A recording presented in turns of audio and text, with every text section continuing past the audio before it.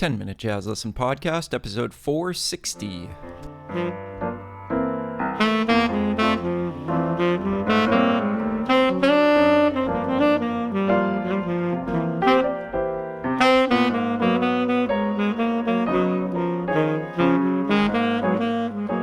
Hey everybody, welcome back to episode 460 of the 10-Minute Jazz Lesson Podcast.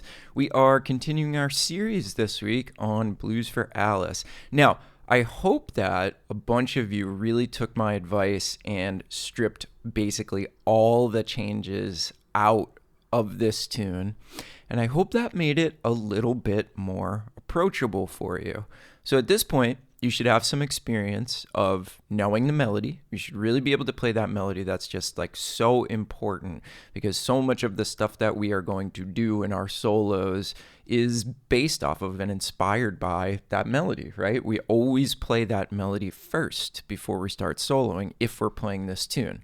So that's extremely important. Just don't skip that part of it. I know it's a difficult melody. I know it takes a little while to learn, especially if you've never played this before and this is the first time you're approaching it, but you gotta learn and memorize that melody and kind of be able to play it in your sleep, okay? And then you also should have some experience of just thinking about a regular old F blues, stripping all those changes away and understanding that we don't really need them to play something that sounds cool. Now, are we playing the most epic bebop solos in the world with all of the devices and chromaticism and chord substitutions and all that stuff? No, but that's not the point, right? The point was to just realize that you do not have to think about the 72 different chords that are in Blues for Alice as it's written. You can really, really play something of high quality without having to involve your intellect to a massive degree. Okay? So let's make sure that we're well versed in both of those things, because now what we're going to do is we're going to start adding things back in sort of one by one. And what we're going to do is we're going to start with the things that really make this chord progression unique.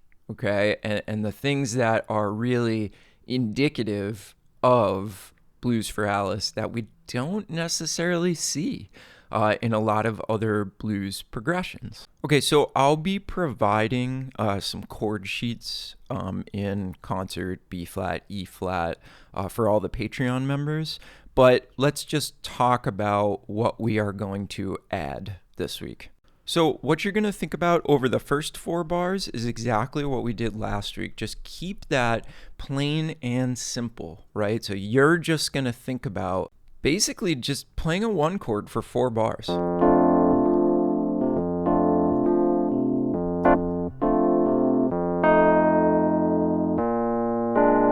Now, you'll also hear that this tune, it works really well if you sort of think about, instead of an F7, if you think about F6, because it's major, right? This is one of the things that Bird did over a blues, was he made it a lot more major sounding.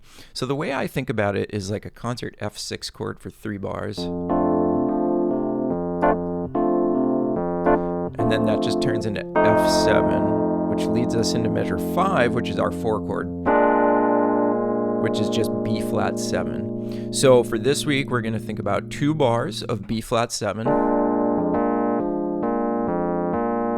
Now we get to the point where I think that this blues is very unique, and I think this is one of the coolest parts and the most indicative of the sound of Blues for Alice. And what that is we have these 2 measures that chromatically lead us into measure 9, right? Where we have a 2-5-1. So we have G minor 7 to C7 back to F. And that's measures 9, 10, and 11, right? So what we have is in measure 7, we play A minor 7 to D7, and then in measure 8 we play A flat minor 7 to D flat 7, and then we play our G minor chord.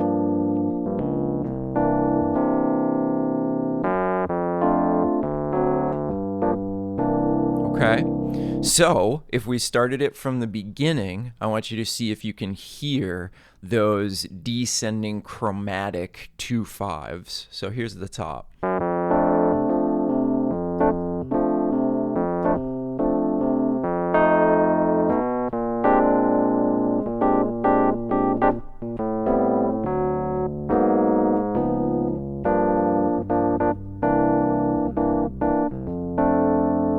Hear that? It's such a nice lead-in to the 2/5-1, right? So we don't just play like in a normal blues, we would just play sort of like 1, 6, 2, 5, 1. But one of the differentiating factors and differentiating sounds in Blues for Alice is that chromatic movement.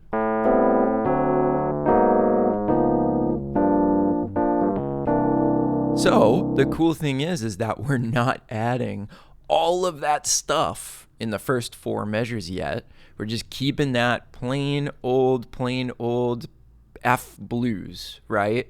Then when we get to the second line, again, we're just going to the 4 chord, normal standard operating procedure on a blues, which you should be really useful. But then what we are allowing ourselves to do is really focus on that differentiating thing, which are measures 7 and 8, and really put all of our focus in our practice time into playing something cool over that descending thing. Okay? And it really comes down to, there's no like secret, there's not really any tricks that we want to use to play over those descending 2/5s. All we want to do is we want to shed it, right? So we could slow it down and we could really investigate what's going on in those keys. A lot of us will have to get comfortable with just the layout of those keys. Because for most people, like A minor 7 to D7, key of G, it's not a really difficult key. But then when you move that down a half step, it's a very difficult key, and one that a lot of people have trouble with, frankly. And the thing about it is that it happens very rapidly, right? So you're playing in a comfortable key, and then without any kind of pause, oh geez, now we have to go into a much more uncomfortable key, possibly for you. And then we arrive at that 2/5 in the key of F, which is probably pretty comfortable for most of us. So just take your time, slow that section down, maybe think about sitting there and out of time coming up with some vocabulary to play.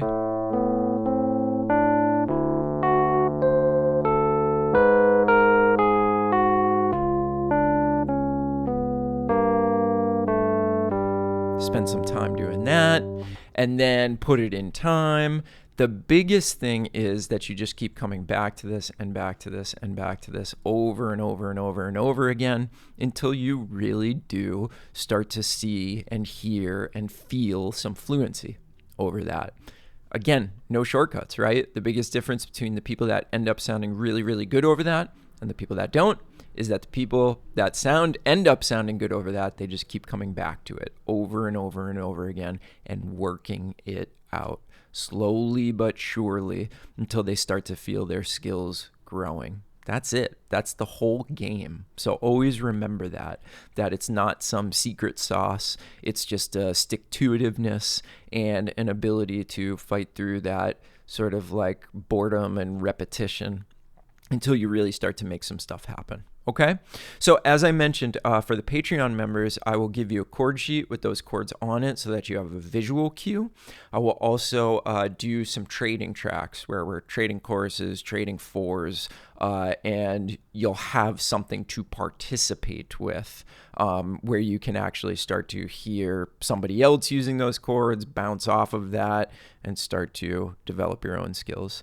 Now, if you're new to the show and you don't know what I'm talking about when I say Patreon, we're a listener-supported podcast. We don't do any ads, so we rely on people like you to support the podcast, and in return for that support, you get all the materials from every episode, and you get the backlog of all the materials for every episode that we have ever done, which is obviously a ton. So if you want to support the show, go to our website, 10minutejazzlesson.com, and find one of the Patreon links. That's the platform that we use. Click on that. You'll get all the information that you need. You can sign up and you get instant access to everything.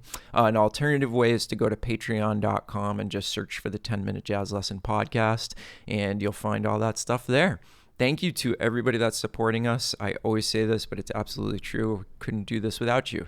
You are the people that make it possible for me to keep putting the time and effort necessary into creating these episodes for you. All right, everybody. Hope you all have a great week, and I'm excited to hear about some of your results. And we'll see you here next week, where we'll add a little bit more, and we'll start working our way back up to that full chord layout if you choose to use it. All right. Have a good weekend, everybody. Talk to you soon. Bye.